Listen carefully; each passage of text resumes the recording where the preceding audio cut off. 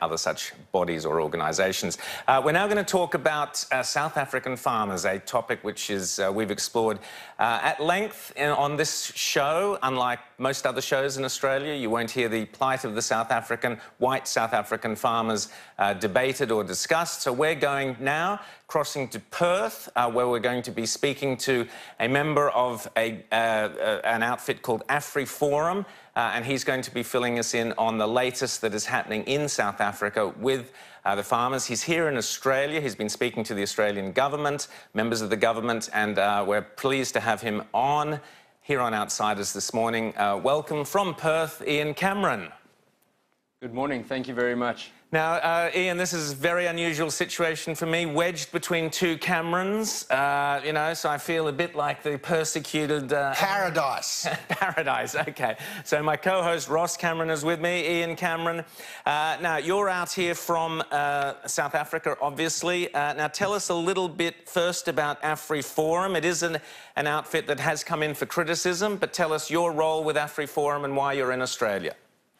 Yeah, well, basically, we felt the need, especially after our President Cyril Ramaphosa recently said that farmer tax is something that does not exist. He made it very clear that farm murders in South Africa is just a figment of the imagination, and we felt it very important that we come to Australia and obviously other countries too, where we are sharing the truth of what is happening in South Africa. And I think this morning is an opportunity for me to share a little bit more about what is currently happening there. For example, just since the 1st of January in 2018, we've already had more than 344 attacks on farms in South Africa, and about 45 people have been murdered on farms in the country. And from AfriForum's side, we're a civil rights body in South Africa that feel it's very important that we raise the plight of this specific issue. So, Ian, so people would... your outfit, AfriForum, has been criticised. You know, you've had the usual accusations of being white supremacist and so on. But what was fascinating is last week, which we highlighted on this show, the Zulu king, King Goodwill, came out and said that the Zulus should be working with the white South African farmers, basically to make sure that the country has enough food. So talk us through, your response to that, and then I'd like you to just tell us some specific examples that you personally have witnessed, because we keep being told, particularly by the left in this country and on certain TV shows, oh, no, those crimes against white South African farmers, they're just random acts of violence. It might happen in any country, just normal criminal activity, nothing racially based, nothing to do with the political situation, nothing to do with them being white or the perpetrators being black or the colour of the skin not being important. So tell us, from your point of view, the murders that you personally have been aware of and the situations you've found yourself in where you have been confronted by these acts of violence. Well, I think from our side, we've never failed to reach out a hand to any other organisation in South Africa. We work with several organisations across any cultural base or racial group that you could think of, and we've done that for the past more than 12 years of our existence. So it's sad to see that certain organisations and especially certain media groups decide to deliberately cause this polarising kind of how can you say, a polarising mood between different groups. And I feel it's very unnecessary, because in the end, it's them themselves that are actually losing the specific battle. When we look at farmer tax in South Africa and we take culture or race out of it completely, it's something that has a negative impact on the entire country. The average farmer in South Africa feeds about 2,000 people. If you lose a farmer, immediately the South African economy loses about 2 million rand on average. So if you go look at the specific and unique group of people in the country, we estimate that there are about 32,000 commercial farmers in the country. Those are the last mostly accurate census figures that we've been able to receive. And if we consider those figures, it's very clear that there is a major issue. When we look at the murder rate in South Africa, when you look proportionately at farmers, a farmer has 3 times more chance of being murdered in the country than the average citizen, and more than double the chance of being murdered in South Africa than a police officer in the country would, which is obviously very worrying if you consider that the country already has a major murder problem that has been increasing with about 1,000 murders for the past 7 years.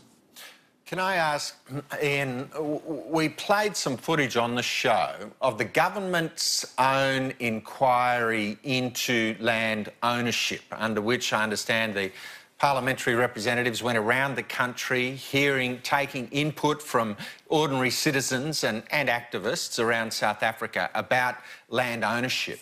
And one of the messages that came through from elements in the black South African community was people saying that actually white people don't belong in South Africa, that you don't really have a right to exist in South Africa, that Africa is for black people. How does AfriForum respond to that proposition? Well, we very often hear this in South Africa. In the last few months, we've had several public hearings regarding the land issue in the country when it comes to land expropriation without compensation. Obviously, we are forming a very firm resistance against this because we believe that it's something that will it would destroy the economy in the country, as we saw in, for example, Zimbabwe. The privilege that Zimbabweans had is that they could move south to South Africa. We have got nowhere to go. So it's very important that we share this message. But it was interesting to see that at these public hearings, that this type of very far left, almost I would like to call it an extremist type of ideology, weighs much stronger than logic. And logic clearly shows us, and through history we can learn that this model simply cannot work. So regardless of race, it's something that cannot work properly. And there's a misperception that is created by the South African government, even by our President Cyril Ramaphosa, that shares with the world that white people in South Africa own about 72% of land. This is an absolute myth. White farmers in South Africa own about 22% of land in the country. And it's very interesting that the ANC government is actually the majority or the single biggest majority landowner in the country. And we need to ask the question why they aren't sharing the land with previously disadvantaged groups, and why we don't see them coming to the party saying how we can share with people who need to feel or see some form of restitution. Now, I'd like to get Ian to some specifics. We keep being told, no, there's nothing to see here. Take us through, you've provided some photos, Robert Lynn, John Eckhart and others. Talk us through these specific individual cases of people who have been attacked that you yourself can vouch for. Yeah, well, you know, we can think of John Eckhart, for example. I think it's a very relevant story to tell. You know, John, in 2015, I visited his murder scene. It happened on New Year's Eve of that year. And when we arrived on the scene, you can see his picture on the screen at the moment. John Eckhart was an elderly man.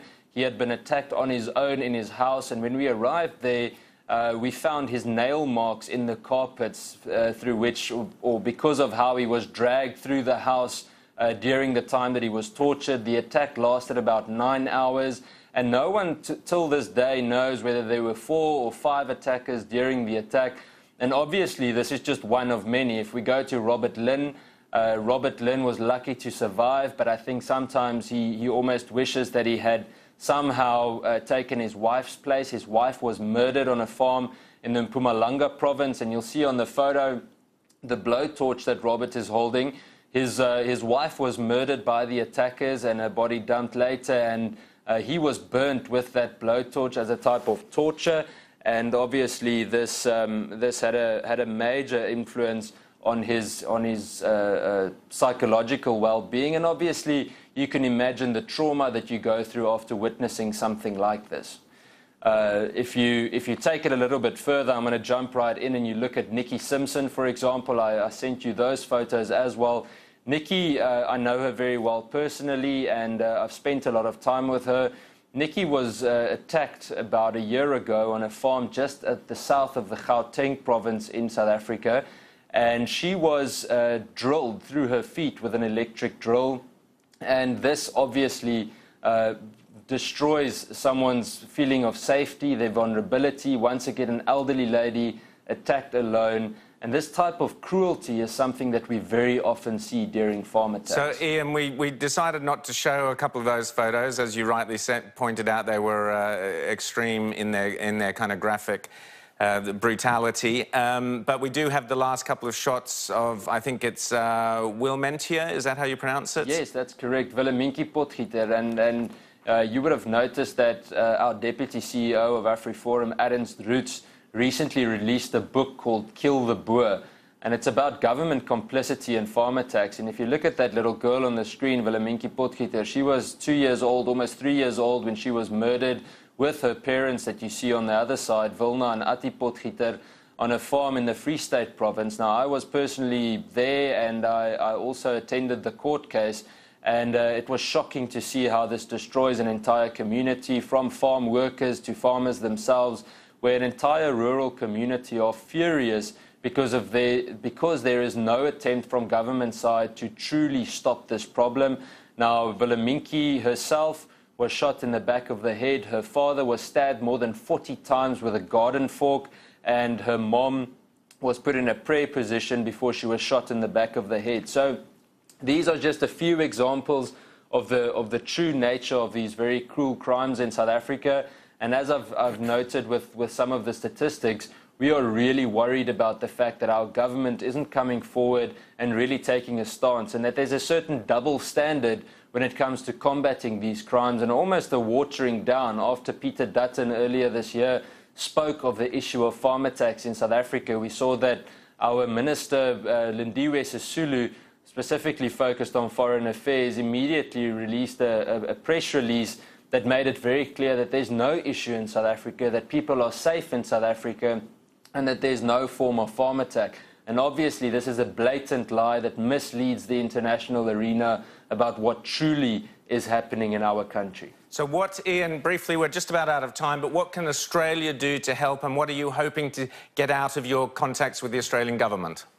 Well, from our side, we feel it's very important that we continue putting pressure from Australia's side on the South African government to do something, support an organisation like AfriForum. We've got 7,500 volunteers across South Africa that are trained well and that handle these types of situations, that support victims on the ground, that react to these atrocious crimes, and that act proactively and support the police where they can, because the police lacks resources. And obviously you can see my Twitter handle on the screen. Please follow it on Twitter and use that to spread the news. I report on every single farm attack in the country, and through spreading the news into the world, I feel that we can gain a lot of momentum and pressure the South African government into hopefully doing something about this problem. Well, thank you, Ian Cameron, so much for coming on Outsiders today. Good luck with your mission. I know you've been speaking to Andrew Hastie, among others, in the Australian government. I hope they're listening to you, and I hope that we see, hopefully, a better future going forwards. Thank you, Ian Cameron, for talking to us from Perth. Thank you very much. Have a good day. Okay.